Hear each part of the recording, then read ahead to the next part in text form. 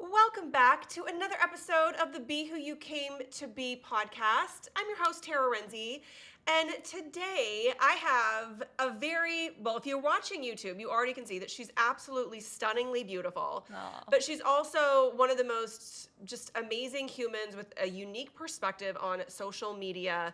Her background in it is just, I can't wait for you guys to just learn all about her. She's even, been on stages with the one and only social media guru, Gary Vee. Her name is Giselle Ugarte, which if you go to her website, you'll learn the pronunciation because it's like, Giselle, let's party. yeah. Giselle, welcome to the show. Rhymes with party, and we're going to have one today. It's so good to see you. I love you By so the way, I'll much. never forget this. When I worked in corporate, everyone called me Tara. Tara, like I worked with a bunch of East Coast like New Yorkers, which I know you lived in New York. It's very hard for them to say Tara. Like it's a Yeah. very so they kept calling me Tara, and finally I was like, guys, it's like Tara piece of paper. And so ever since then, just so you know, they still to this day they're like Tara piece of paper. Like, they can't still say just Tara. Like You got to give them something to remember you by. I know. So Giselle, let's party. Let's party. I love it. Welcome to the show. Tell us all about you. You have lived in a million cities just since we first met, but you have a really unique background in what you do. And so we're going to have you on today. We're specifically going to be talking about social media, being authentic to our true self on social media. How do we do that? How do we navigate highlight reels? Who we're producing content for?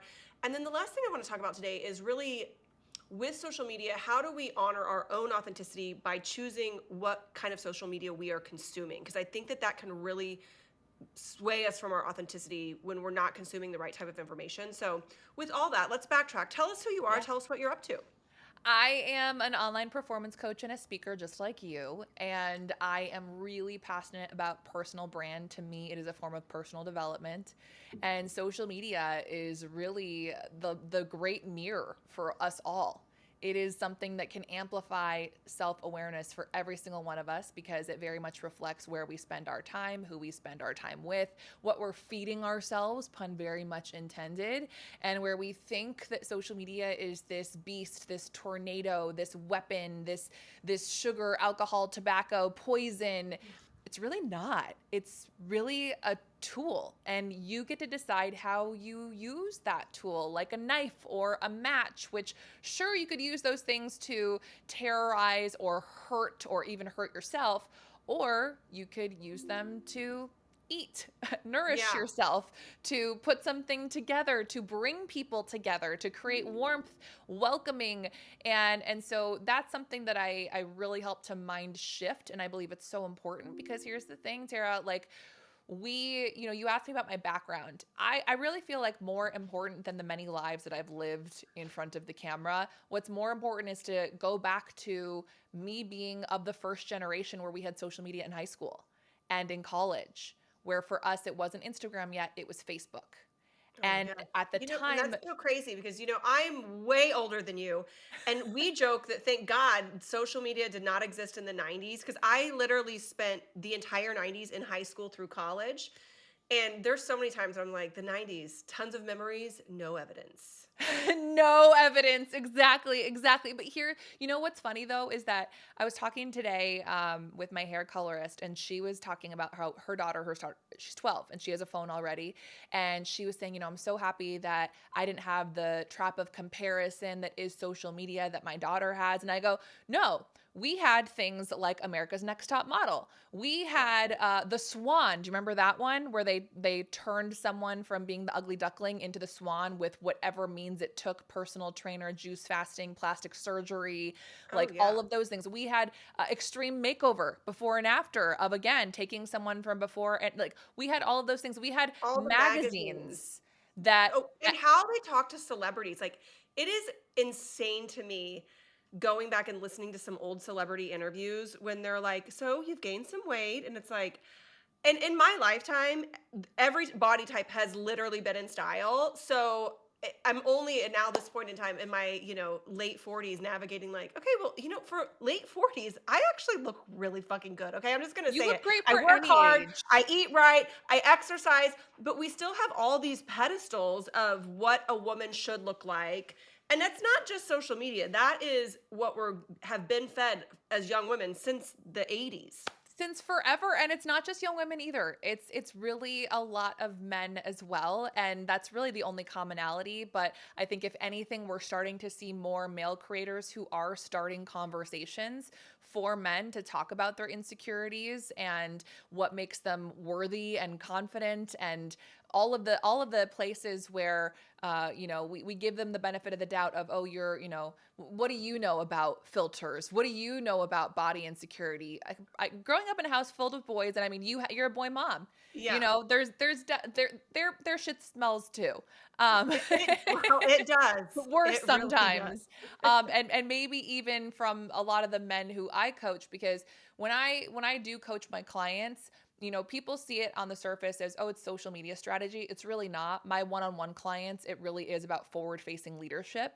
That's the phrase that I run home with, because in today's world, you are expected to be able to be in front of any audience, any room, any stage, any platform, and hopefully who you see online matches who you see offline. And if you're not online, then you're missing out on opportunities offline, and they need to coexist.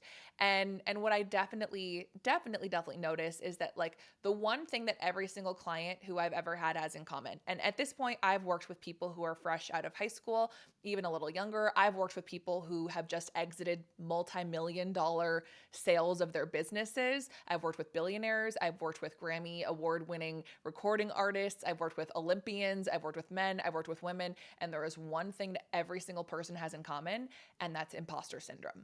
Yeah. And that is self-doubt. And that is that wondering if anyone actually cares what I have to say, if anybody is going to listen to my story, if what I want to say actually has any value. Is it going to be all about me, me, me, me, me? What are people going to think of me? Everybody has that, because when you're going to do something that you've never done before, or that has never been done before, whether it's in the world or in your industry or maybe in your community, because as I mentioned before, like, I was part of the generation on Facebook where it used to be invitation only. You had to have the .edu email. You had to, go to a certain college or school, and then they started to open it up. And now we're at this place where on social media, especially Facebook, you've had everyone and their mom following you for years. So at any point in time, if you decide to shift your identity or share in a different way, or share in a way that you never have, or share period, that is going to cause some element of disruption, whether it's in your own head, in your own household, or the people who give unsolicited opinions when you're out and about or coming home for the holidays. Yeah.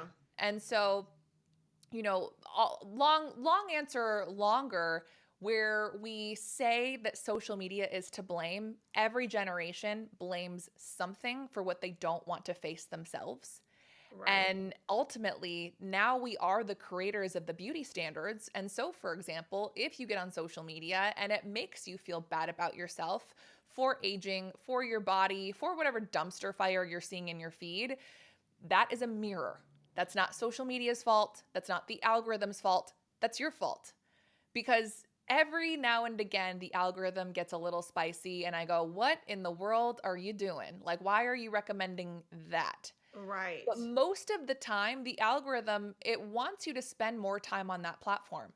So what it does is it follows you around. It pays attention to who are you watching? What videos are you seeing? What are you searching on this app and on others? Okay, well, now we know that you like to spend a ton of time watching what I eat in a day content, or irrational standards of perfect content, or relationship advice content, or political content, or Trump content, or Taylor Swift content. We're going to give you more of that. Right. And we need to recognize that we have a lot more power than we think. But 99% of people, Sarah, don't want to admit that. They want to place blame on everybody else. It could never be my fault. Nope, the world is out to get me. Social media is out to get me. And it's an all or nothing approach of, it's bad, it's not good, I need to take a break. Like, how many friends have you seen, I need to take a break from social media, right? Or maybe, have you ever been that friend? Have you ever been the person who takes the break from social media? I've taken some breaks, but honestly, for me, every time if you don't know someone takes a break, then you start getting the message like, "Are you okay?" And you're Yeah. like, I'm actually great. I'm really good. I just needed to take a break. So then you have to put, I'm going to take a break on your social media. And then if people find you not taking a break, then they're like, wait, I thought you were taking a break. Yeah. Because, again, No. everyone has opinion. I think that for me, what I loved what you just said was this ownership of, it is your account. Like, you can choose to unfollow, you can choose to not like things, not look at things, and it does follow you around. Like, for instance, every time around this year, I start getting served up tons of, like, everyone's on vacation and everyone's in a swimsuit, because I'll go look at swimsuits because I'm like, Yeah. oh, we have spring break coming up. Suddenly my ads are filled with like beautiful women in amazing swimsuits, and they don't have one stretch mark, no cellulite on their ass, like perfect boobs. They look amazing. And so you do, and it's like, oh yeah, well, that's because I've been looking at this. I also love and share a lot of dogs, so I get a lot of animals, which Yeah. I'm here for. Like, they never disappoint or judge. But I do think that we do, and then we don't want to take responsibility for our actions and how we attracted that. And I talk about this in my keynotes and my workshops of like teaching people to use a clear mirror to self-assess, which means like when we're looking in a mirror, like you just said, when we're looking in a mirror, we really are only concerned about ourselves. Like, there's nothing else that we can control. We're really looking this mirror, and understanding of, hey, well, what am I doing to get this magnet? Like, I've done it where I've been like, oh, I want to go look at 45-year-olds getting filler, or I spent some time the other day. I got served up it was like Sonabello or Air Sculpt or something like Yeah. that. It took me 48 hours to clean out my algorithm so that I wasn't getting like BBL and body, like, pictures of people getting liposuction. And Yeah. it actually did. It took a while. I had to be very intentional of like, hey, I actually don't want to see this. I don't want to, like, I was curious about something, but I took responsibility for it versus being like, oh, everyone's out to get me. Hmm. I look terrible. Yeah. I always think of the question, what am I doing to push this narrative? And that's something that I see across habits, relationships, downfalls, limiting beliefs, whether it is that you're not getting paid enough, or whether it is that you can't find a healthy relationship or someone to treat you well, whether it is what you're seeing on social media.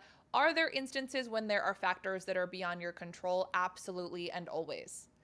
Are there also potentially areas where you might have more control than you think, whether it is a mindset shift or really taking a look at what you've said yes to or what you've said no to, perhaps especially yourself, where what are you doing to push that narrative, to cancel yourself out or to build yourself up or push yourself down? And what narrative are you pushing? If I was to take a look at how you spend your day, if I was to look at your calendar, if I was to look at who you're texting, if I was to see what comes down your feed, because you mentioned, Tara, this whole, well, I have control over who I like and who I follow.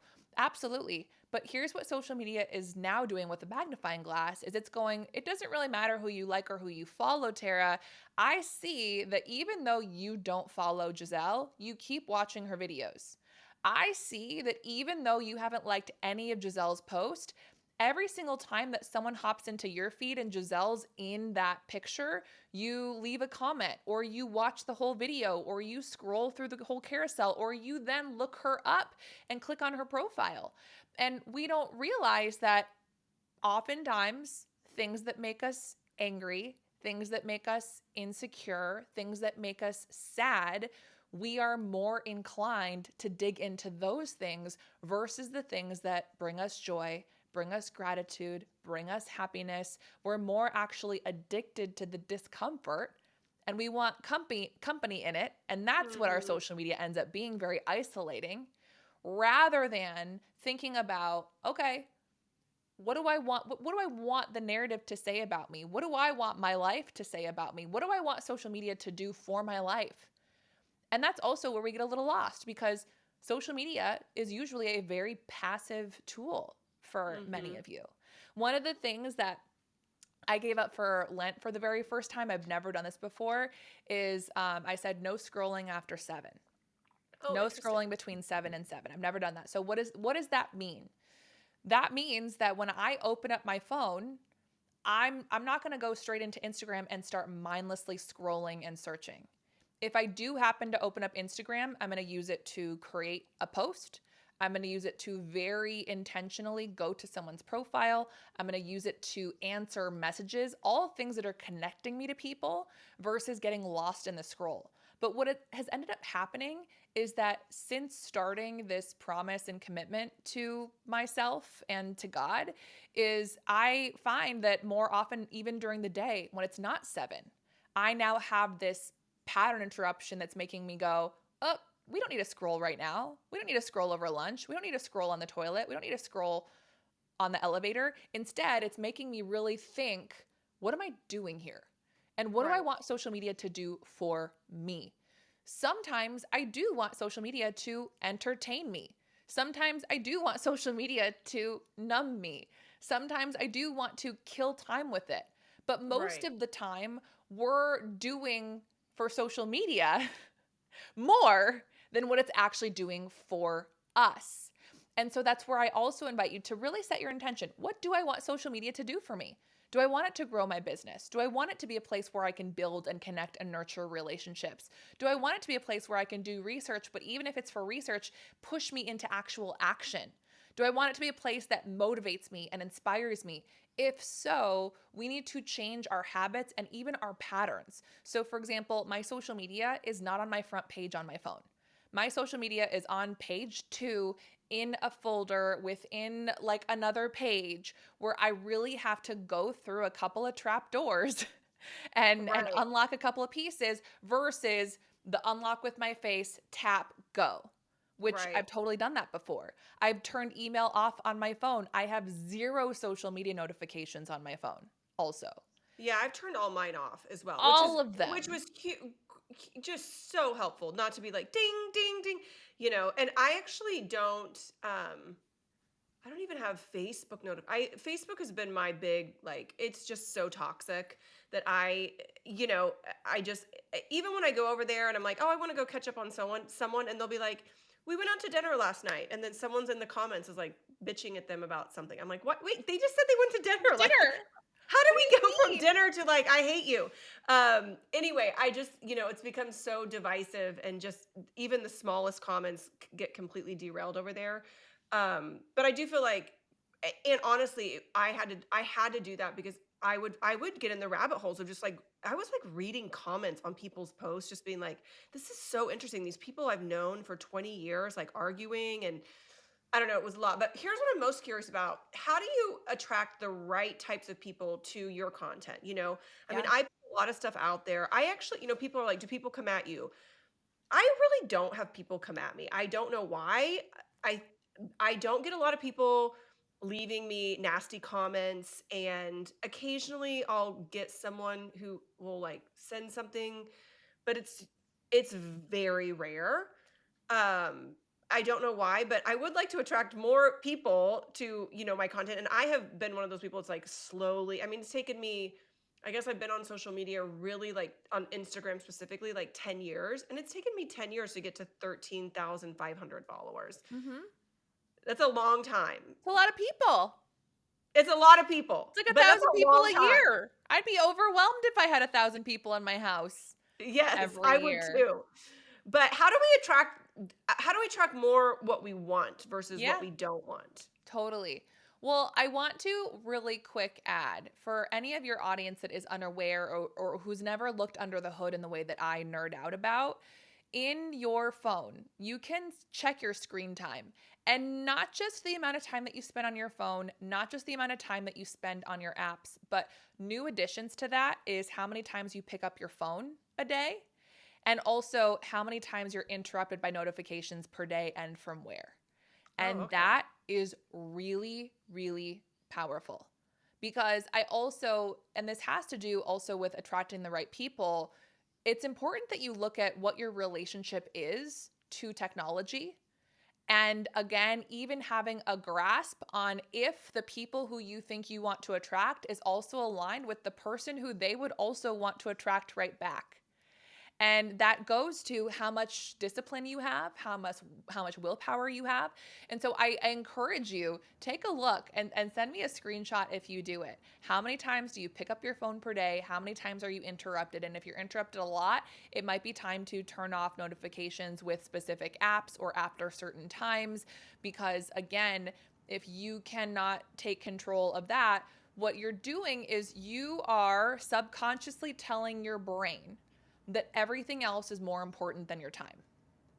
It seems so silly because our phone is a lifeline. Our phone is what connects us to the people who we love the most. Of course, we would be there for them. Of course, if I called my mom at any hour of the day, she's going to come get me to my aid, God will. Like what she, I can rely on her. And also, though, it is telling you subconsciously that everything else is more important than your own physical, mental peace to be able to concentrate or focus on whatever it is that you're working on. And Yeah. so taking a look at that, but then also really figuring out, okay, who do I want seeing my content? And that's an important one because usually, Tara, when we're thinking about who is on the other side of our content, rather than thinking about who we want to attract, we're thinking about who our followers already are. In many cases, everyone and their mom who's been following you for over a decade, or maybe it's an old boss or an ex-boyfriend or a sibling or your competition, or it's people who respectfully are not your audience.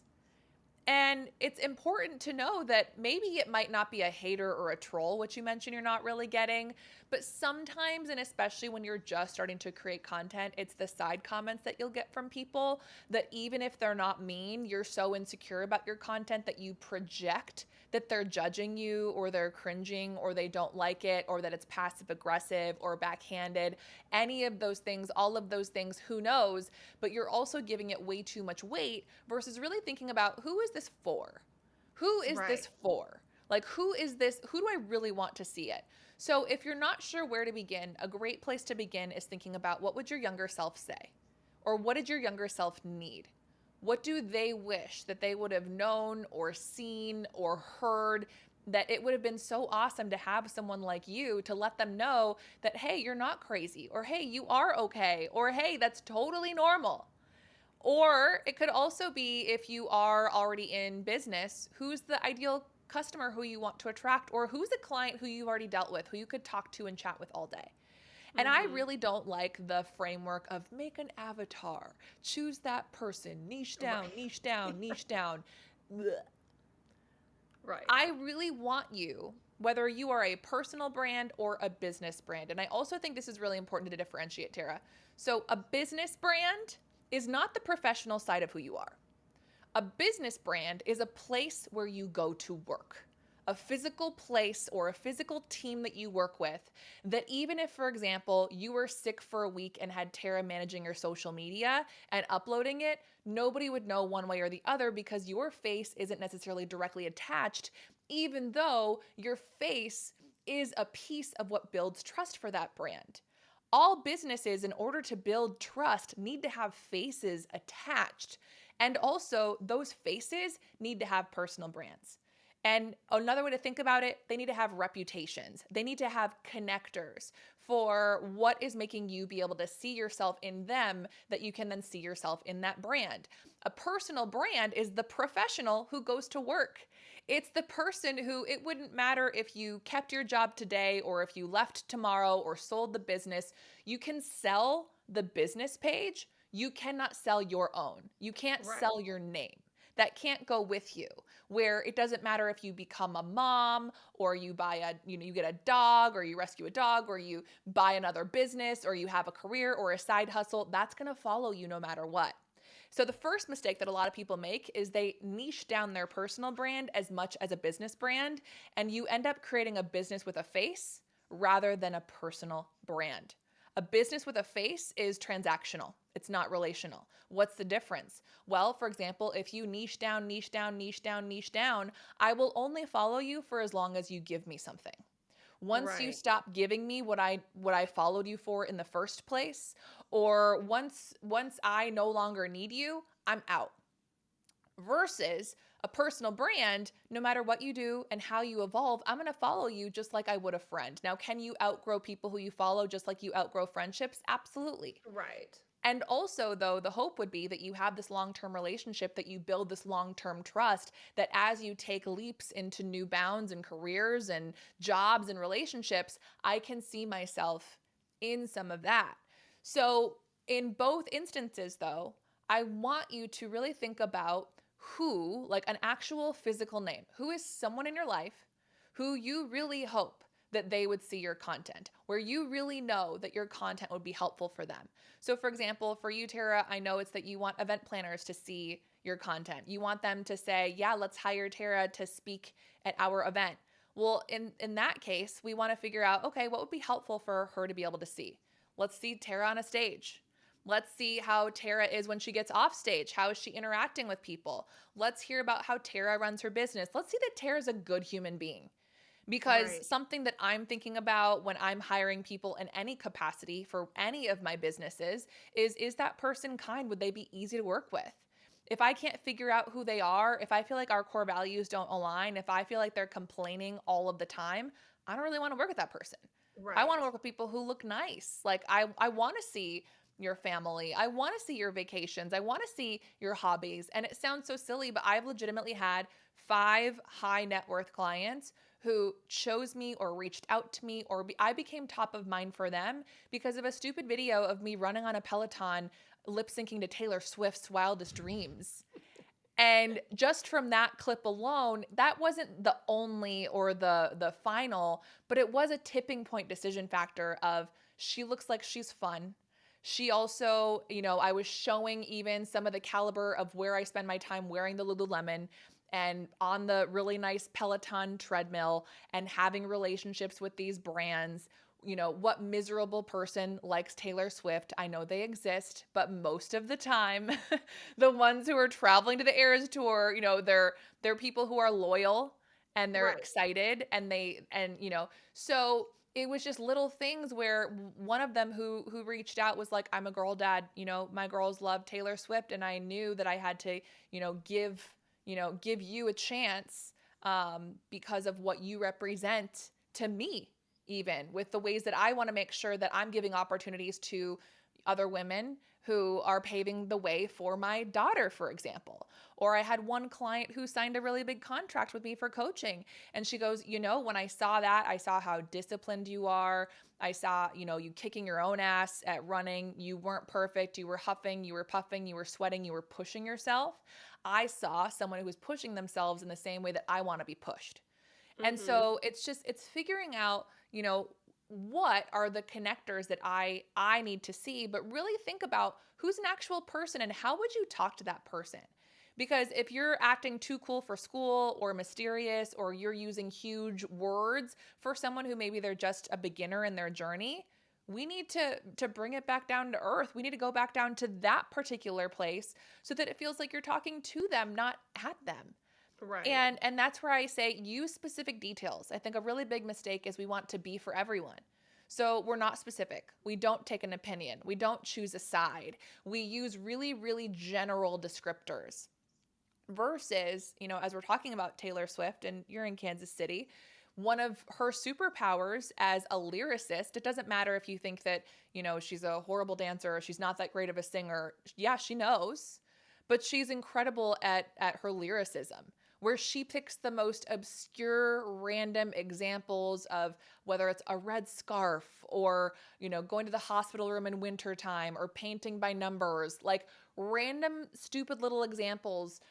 What's that? Destin, Florida, of all places. Like Right. all those things that, is she trying to get everyone in the world to like her? No, but she has this cult like following because they feel like she is speaking directly into their souls. Right. And so, whether it's talking about pain points, solutions, dreams, just overall the type of person who you would want to hang out with, how can you make your social media profile in the first 3 or 4 tiles demonstrate at least some idea of who you are and how you show up to the world that would make me want to go, I want to learn more about Tara? Yeah. One of the things that we that I love using as far as like a muse are these musicians, because I think that there's like, and Taylor Swift's a perfect example. And I Yeah. do ask sometimes when we're in an audience situation, like, okay, we'll go through like, hey, I want you guys to tell me, I'm going to give you some genres of music, cheer for your favorite. And people are very serious about their music. If I'm like, where are my country music fans? They make a lot of noise. I'm like, who are your favorite artists? People start screaming artists, and then we go through jazz and R&B and hip hop. And then I'm like, okay, how many of you guys like Taylor Swift? And it's always funny because it's, less than half. Um, and then I joke, I'm like, okay, and for those of you who didn't like her, like, what did she do to you? Like, I have to know, what did she do? And of course they all start laughing and they're like, Yeah. yeah, this is actually wild, the fact that I don't like her. And I have really no reason why I don't like her, because she never did anything to me personally.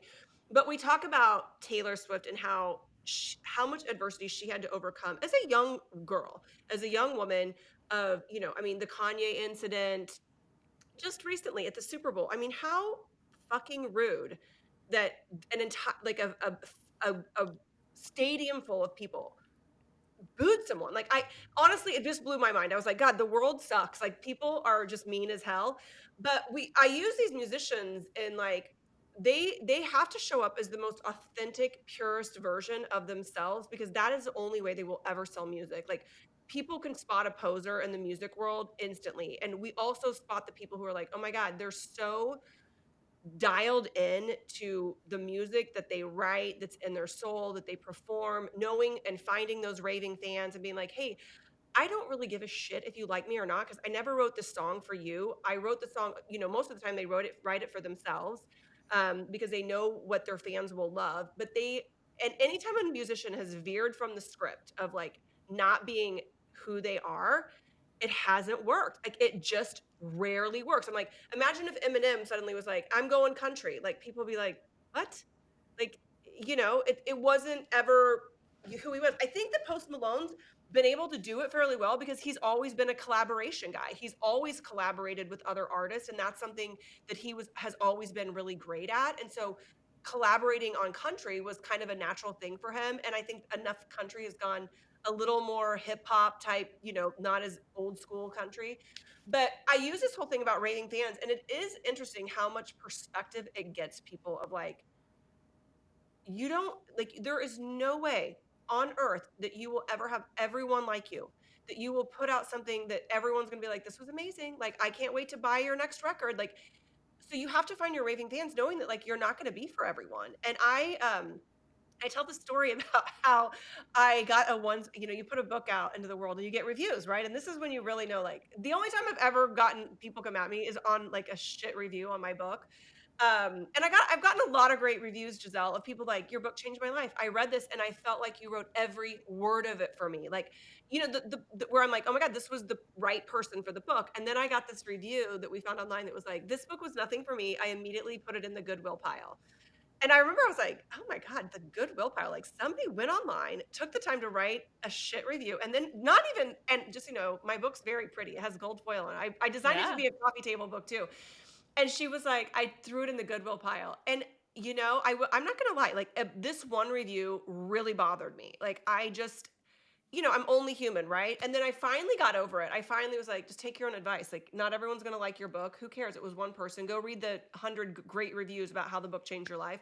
And I did get over it. And then, spoiler alert, like 3 months later, I get a message on Instagram from this girl who was like, I found your book today. I've been losing my heart. She sent me like this picture of her in her car with my book. And after like a couple more back and forth, I'm like, where did you find my book? Like, how did you find out about me? And she wrote, I found it at Goodwill. There it And is. the best was, she's like, she's like, I go there when I'm losing my heart. Like, I walk around and I look for something that's going to speak to me. Yeah. And like, that's going to resonate with me. She's like, and I was in there today, and she's like, and I saw your book. And so she wrote this whole thing. And then, then the afterthought was this. She's like, and by the way, I hope the location isn't disheartening. Because she knew, like, oh shit, Yeah. I just told this woman that someone threw her book out. And I was like, oh my God, you don't even know how much this message means to me. Means to But me. it was my own like Taylor Swift moment of being like, I've got to stay focused, because you put yourself out there like both of us do. You really do have to stay focused on finding the people that you wrote your messages for, and that matter and that need it. that really need the message and want and are accepting to it, because not Yeah. everyone's also like accepting to my message of being who you came to be and being authentic, because there's a whole world out there of people who think that everyone else should be exactly who they want them to be and think like them and act like them and eat like them and vote like them and dress like them and all those things. So it's been an interesting journey even for myself at my age, in my, late 40s, of truly, and I feel like I'm finally there. I really do feel like, I mean, obviously a bad review, it's still going to sting, like you're only human, Yeah. but it's I have better perspective of it now than I would have been certainly, when I was a teenager and someone spray painted my driveway, which totally happened. And it would suck. Like, it was like the early stage, like there was no social media to leave a bad message on. So they just bought a can of spray paint over and just put it right on my driveway. And that's hard. And again, you're only human. So I think that anyone who says like, oh, it doesn't bother me, that's also not true. You just have to learn how to, you know, compartmentalize and always consider the source. Always. Always. But all of that to say that, you don't like everyone either. Right. So why are you trying to get everyone to like you? And Mm-hmm. regardless of any or every which reason that the crowd decided to boo Taylor Swift on that particular day, it doesn't really matter. But the point is that, whether on that particular day you've got Taylor Swift there, you've got Donald Trump there. And in both instances, half of the world does not like either of them. Right. And Right. yet she's the biggest musician on the planet, and he was elected president. And so one of my favorite examples to use is, I call it the 51% rule, where we spend way too much time trying to get the people who don't like us, which is probably going to be, honestly, half the world. We Right. try too much to flip the other side of the world. But I think celebrities and politicians do a really good job at this. Politicians in particular, I think that's where it will probably ring the most relevant, which is that, most often, for example, if you're a blue candidate, you're not going to go campaign in a red state, and vice versa. You're going to spend the bulk of your time in the swing states, and also making sure that the states that have supported you in the past are going to continue to support you. They're not focused on the 49%, they're focused on the 51%, and really more just that 1 to 3% of middle people, where again, you're not going to flip the mind of anybody who is committed to misunderstanding you. Right. Like, you're just not. They have committed to that. But let's think about the people who do know you, who do like you. Or you mentioned what did Taylor Swift ever do to you? Maybe they're Right. neutral. Maybe they're neutral. Maybe they used to like you, right? Because I, admittedly, so I refer to myself as a secondhand Swiftie. I know we're talking about Taylor Swift a lot today, but I feel like it's just a relevant example. I'm here for it. Yeah. I actually went to the 1989 tour, but I did not go to her last tour because I was like, I just can't justify spending the money on the ticket. I wanted to go, but I feel always appreciated her music, Yeah. and what she does. I've appreciated her as an artist specifically, Right. and as a female, like I'm just like, she's a badass. So I've gone to pretty much every Taylor Swift show, but I've never paid for a ticket, except for most recently my second time going to the Eras tour. But even the first time I went to the Eras tour, I did not pay for the ticket. I am the secondhand Swiftie. I am the go-to friend who is going to have the best time, who is going to be able to. I'm a secondhand Swiftie. I'm just going to put this out in the world right now. If you have an Right? extra ticket, I promise you, we're going to have a hell of a good time. Invite me. Right. So that's been me.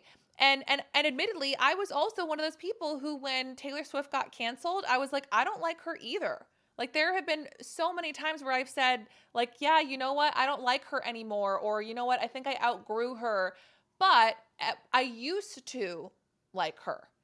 And so when you have someone who used to like you, or maybe think about that childhood friend who you've perhaps lost touch with, or who lost their way, or fell off the deep end in college, there's still like a little piece in your heart that knows that somewhere in there is probably a good person. And it's a lot easier to flip someone who used to like you versus someone who has never liked you, or who has no idea you exist. It's also more possible for you to get someone to move if they already do know you and like you. And what's so interesting, Tara, that I find over and over and over again is that we are actually most self-conscious to reach out to the people who do already know us, or to show a Yeah, new side of a ourselves to the hundred people who percent. do already know us, because we know or believe that they in their mind have another idea of who we are, whether it's who we were at a different career path or in a different marriage with a different last name, or maybe it was how you used to be the party girl, or whatever that is. It's so And true. at the root of that is actually us convincing ourselves that either we're not that person anymore, or you know what, that was a part of us and there's still a part of that exists within us and made us who we are, and also now we're stepping into that next piece. And I really believe that that's one of the hardest hurdles to get over, but once you do really recognize the voices that matter versus the ones that actually don't, or once you do recognize that those voices in your head that you thought about all of these people saying horrible or untrue things about you were actually your own the whole time, that is when some of the magic happens. Yeah. Yeah, I totally believe that we get what we believe. We get what we believe, not what Yeah. we deserve. And so Oh, much of yeah. social media is what you believe. And I do think, it is interesting because I think probably one of the reasons like Facebook is just not what I like anymore is because they max you out at 5,000 friends, and all those friends are from a different version of Tara. Like, my whole message is be who you came to be, meaning that you're constantly going to be changing and growing and evolving, which means people are going to come in and out of your lives. Relationships that worked 5 years ago are no longer going to work anymore. It doesn't mean that the relationship was not a great relationship or that friendship didn't serve a purpose, but something's changed. You changed, she changed, he changed, Yeah. change And happened, thank and goodness it's for that. just no longer serving you. But I think that is the main problem with a platform like Facebook. You are locked in to all these people, and I've honestly thought about, I just need to go clean house, but then Yeah. I'm also like, I'm like, you hit 5,000? Really? I know. And then it's like, actually, the other day I was like, oh, actually, I have room, which means people have unfollowed me or unfriended me, which Great. is fine. I Great. Like, love I would that. I love actually love it if unfollows. 3,000 people on Facebook unfriended me, because Yeah. at least we could start over. And it's a different platform. And I think that's why there is so much divisiveness on that platform, is because it's pitted these groups of people against each other. Um, Anyway, let's shift, because I did think one thing was really interesting because I follow you. I love your content. I'm actually a huge fan. And you crack me up, like eating. Likewise. By the way, I've thought more about you eating that rotisserie chicken Oh out of my the gosh, bag this one? than I possibly should have. And you know why? Because I am like the rotisserie chicken queen. I mean, I do get mine. I will say I upgrade, at least, Giselle. I get the chicken off the bone and out of the bag.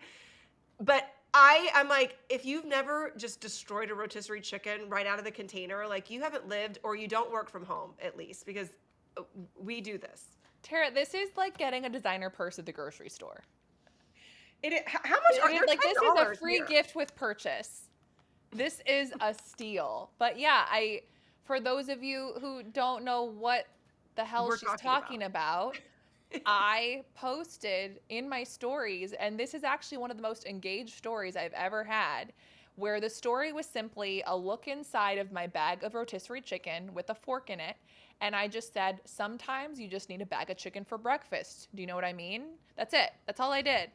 I had so much response that I went ahead and made a video about the emotional support chicken, or I the mean, comfort it's a chicken. real thing, and I love it. So, I mean, this is the But kind it's of little content I'm things here like for. that that are memorable. You're thinking about me. I have. I've thought about this rotisserie chicken. I actually don't think I commented. I just started laughing my ass off instantly.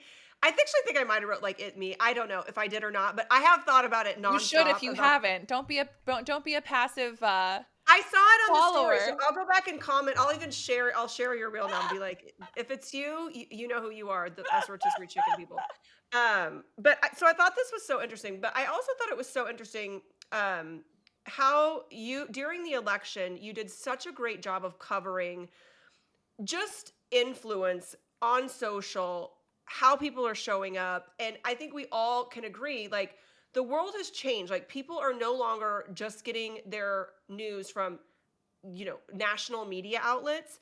Yeah. And let's face it, those outlets are so skewed. In fact, my husband the other day, he's like, who actually watches a show on Fox News or this show on MSNBC? I'm like, super hardcore, liberals or conservatives. I'm like, and why? Because they want their beliefs to be reiterated and told that they are smart and that they are thinking correctly.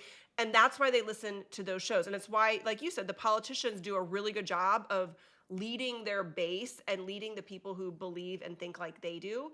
But I thought it was interesting because you were very neutral, but people were not treating you as if you were very neutral, which I thought No. was very interesting. I was like, hey, just so you know, she's just reporting.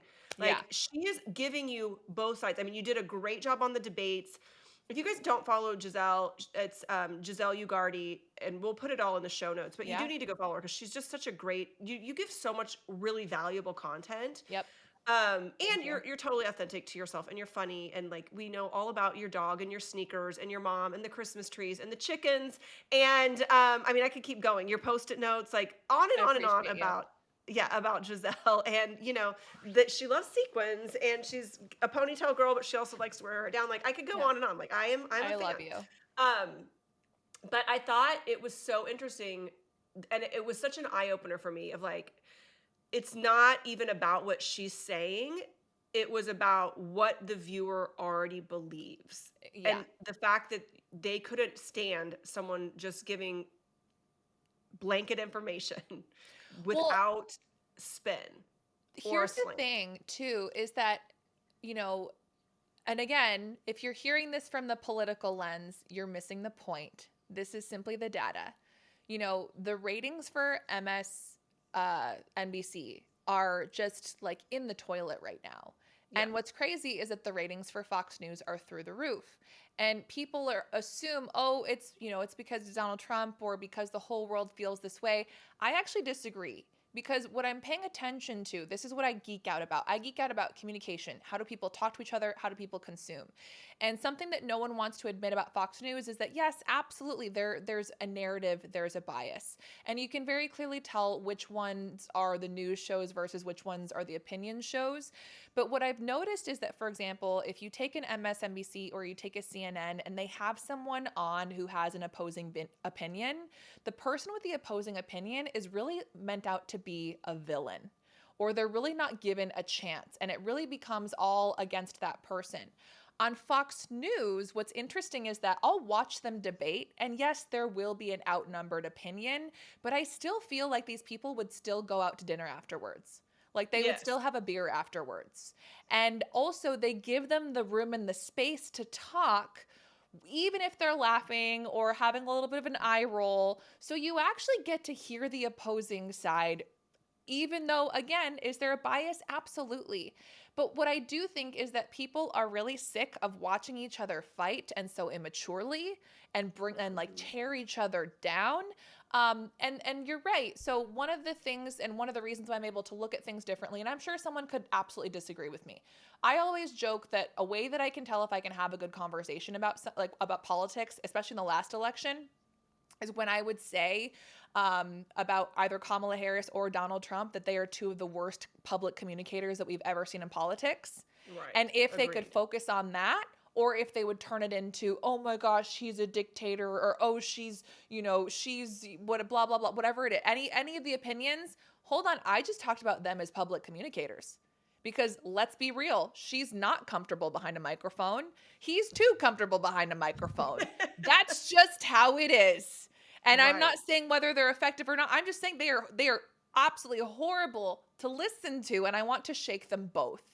And Right. something that I learned from working in morning radio was it was party of three of us co-hosts, and I was the last one to join. I was the only girl, and you had two guys who were blue no matter who in a blue state.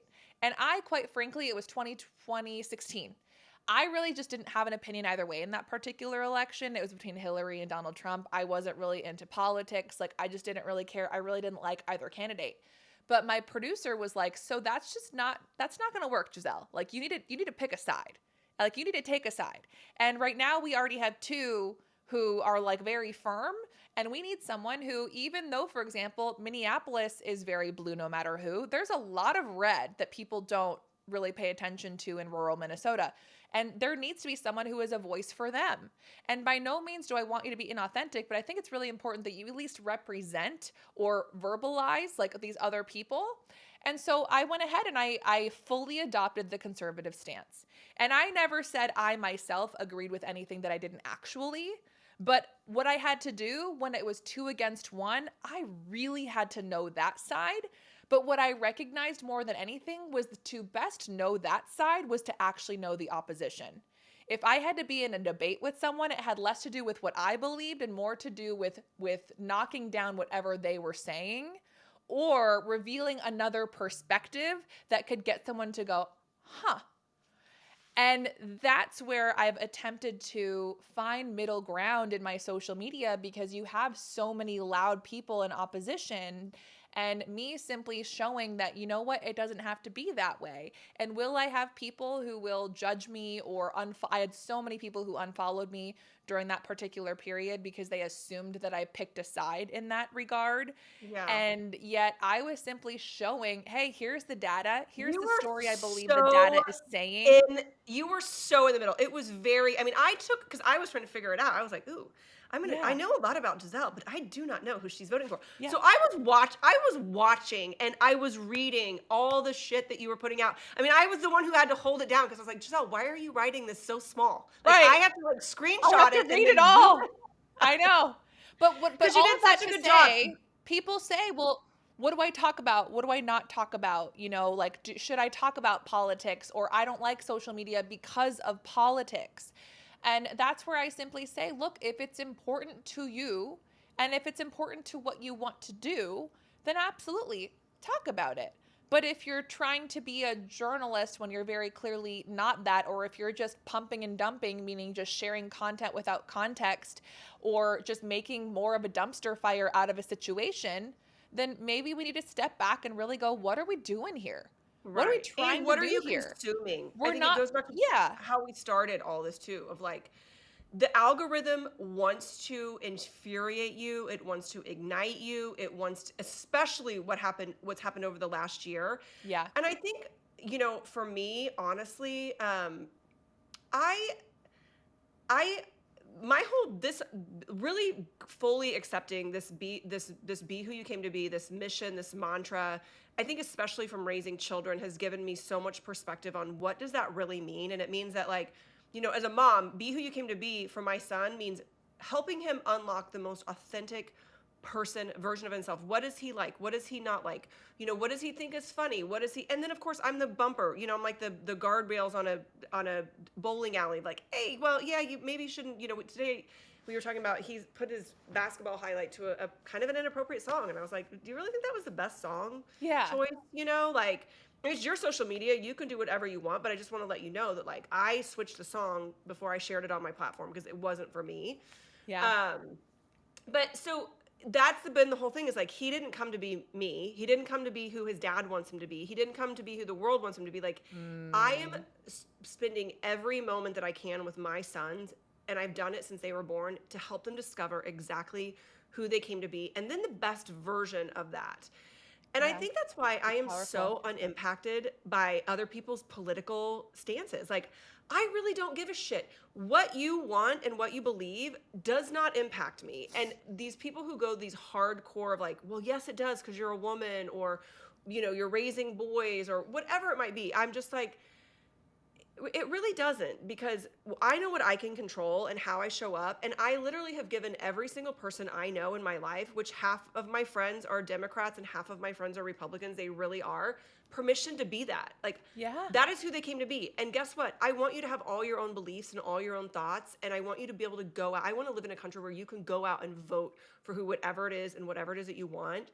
But then you need to give everyone else that same permission. And I think that's where we've gotten so backwards in our political system, and especially the divisiveness through social media, yeah, is that God forbid someone doesn't think just like you come at them, and then suddenly you're coming at them not for what they believe, but for their character. And it has just gotten completely out of control. And then that then goes against everything else. I mean, we see it, then, we go on and we go through this this mask of being able to write whatever we want on social, and we've been able to do it with politics. And so then people start doing it about, everything else, from like someone's weight to what they're wearing to like commenting on. I mean, the comments are just, sometimes they're hilarious, right? If you watch like some things, like I'm just here for the comments because they are like, I'm like, God, this is why I love the internet, because some Right. of the people put out in the comments The are comment hilarious. sections, But it bananas. is so true. We just have this expectation that everyone should think and be like us, and if not, they're wrong. And that is so against what the Be Who You Came to Be mission and mantra is, which is we give everyone the space to be exactly who they are and they came to be, and that doesn't impact us. I 1000% agree. And even as people figure out who they are, versus who we expect them to be or who we've known them to be, it's such a powerful sentiment. And so, one of the tactical pieces of advice that I'll leave your audience with today is, even when you are on social media, figuring out how can you turn this into a connection versus just a one-sided activity. And by that, I really mean, like, how do you, and an assignment that I give to all my clients is, every single time that you open up social media, I want you to leave at least 3 meaningful comments. What does that mean? That means that if you like something, if you saw something, you're not just going to share it or give it privately to a friend. You're going to like it and you're going to leave a comment, and not just a cute little heart emoji or this is awesome, but what did this mean to you? What did you like about it? Why did it touch you in some kind of a way? And even if it is a celebrity, even if it's someone who you've never met, especially if it's someone who you've never met, it's doing it without any type of expectation of anything in return. But also, oftentimes we get on these social media platforms and we want that dopamine hit. We want to find that piece of content that makes us feel good, or we want to see that person, or we want to feel actually maybe even horrible about ourselves. There is totally something about your body is addicted to being enraged or angered, especially when there's a new president. And so a way that a lot of my clients have noticed a decrease in time spent on social media is when they decide to make that activity active, where it's a call for conversation, not engagement, not likes, not views. Those are passive. But if you're sending someone a meaningful DM who maybe you haven't talked to in a while, or I noticed that your daughter was really sick, how is she doing? Or how was that dance recital last week? Or what did you think about that concert? Or what was that country song that you were talking about? Where you're just having an actual connection with someone on the other side, versus just scroll, tap, scroll, share, no context whatsoever. And even thinking about, okay, when I'm going to post this, what's my intention here? Your intention could be to just make somebody smile, but don't be someone who just leaves it and walks away. Don't be a hit and run where Comment on the chicken. you have a dumpster fire or you have the car crash. Even with my chicken, for example, it's saying like, listen, I'm overwhelmed. I'm having a day. And sometimes you just need some chicken, and you might look at me on these stages and think that I've got it all together. And I just want to let you know that today I went to Whole Foods. I got myself the designer purse that is a whole rotisserie chicken. And I'm currently sitting on the floor because all my furniture is gone, and I'm eating my chicken. And do you want to eat this chicken with me? It's about you Yes. versus about me. And so how can you turn your social media experience into a conversation, into a connection, into where you're in the driver's seat, where you're in control, rather than jumping in and just seeing where it takes you? Okay, I have one more question, because I think this is something that I feel like we could have like a Joe Rogan show here. Like this could be 3 hours Oh yeah, it could be easily. 3 hours Um, easily. Easily. There's so many more things. We might have to come on and do like a whole social media teen edition. There Although you I have to go. tell you, I do want to say this about the teens, because I have teens. I see so much love happening for a lot of youth on social media. They share each other's posts, they hype, like I there's a love lot of that. really good I things. love Yeah, that. there's this whole thing where they share, like they hype each other, they share each other. Their friend group, and I appreciate that. But so I use this is like goes back to me working in corporate, and like what do you put out and what do you say? And so I've always used this like, so what, who cares? And I think that this has gotten me into a bit of a trap in social media, because sometimes I want to share something and then I'm like, so what, who cares? Why would you share this? Like, nobody gives a shit. Like, why?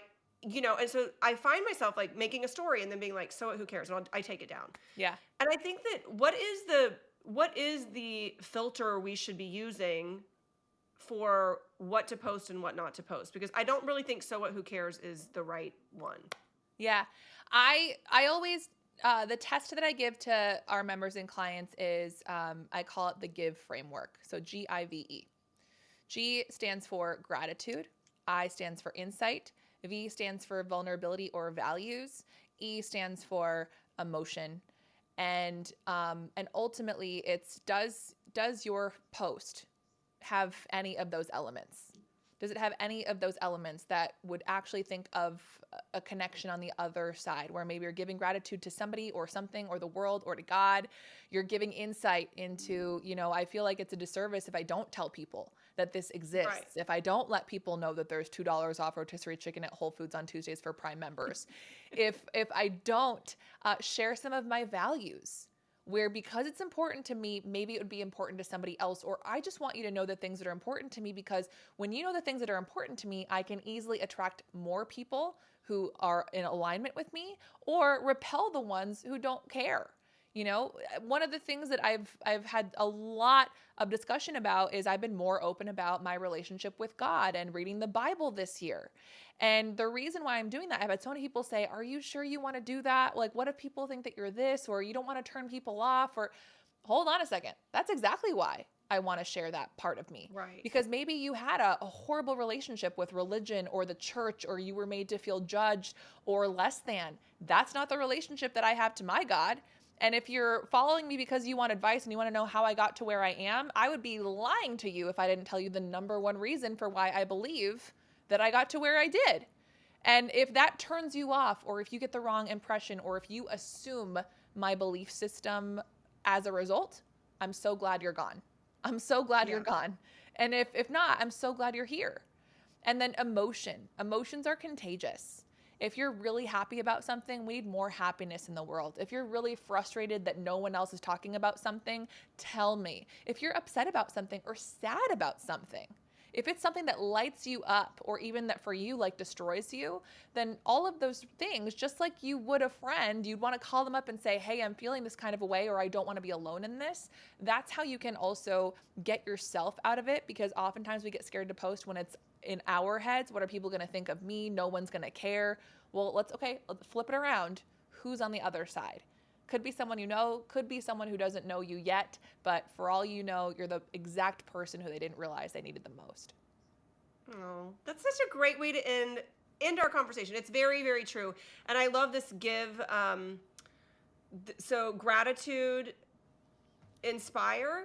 Inspire works Gratitude, too. insight, Values, values, and vulnerability. emotions. Yes. Okay, values or vulnerability or a little bit of both? Yep. Yep. Yeah. So as long as Gratitude, it has at least insight, one of values. those things, it's worth sharing. Right, right. Well, Giselle, how do people find you? Tell us what you do.